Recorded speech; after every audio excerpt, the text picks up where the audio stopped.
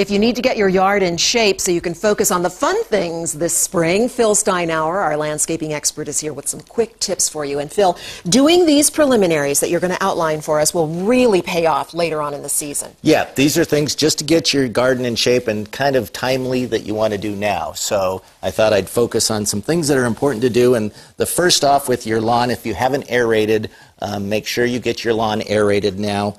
We're supposed to get some moisture at the end of this week, so that's a perfect time to get that moisture into the roots of the grass.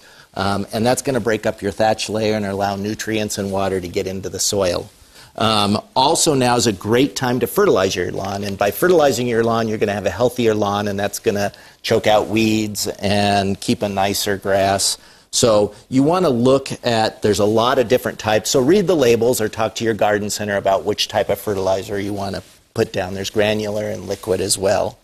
The same way kind of with your trees and shrubs, there's a lot of different ways, whether you go organic or whether you go granular.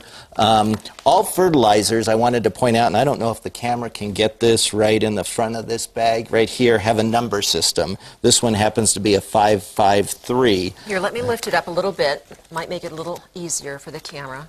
Do you see that 553? The 5, all of them have a purpose, and the 5 represents nitrogen, the first one, which is for your top growth to help promote healthy green leaves. The second is phosphorus, and that's going to be for root growth. And then the third one is for potassium, and that's for all-around health of the plant. Okay, so just look for those numbers, right, or ask somebody what those numbers are. Right. And what is the combination that you need? Potassium? It's nitrogen and then phosphorus and potassium. Okay, nitrogen, phosphorus, and potassium. Okay.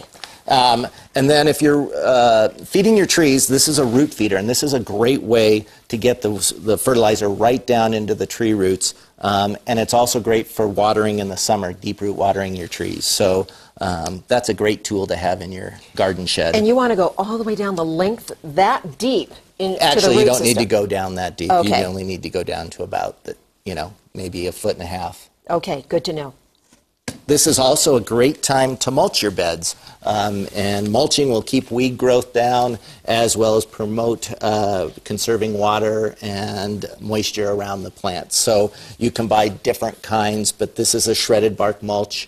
You can also use recycled clippings from your garden.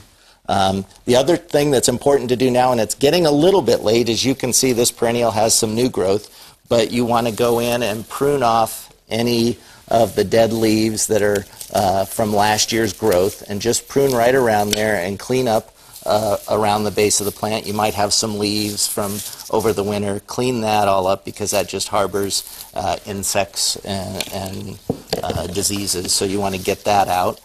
And then now is also a time, and I was going to show you just a couple quick pruning tips. All right. If you want to start to shape your bushes.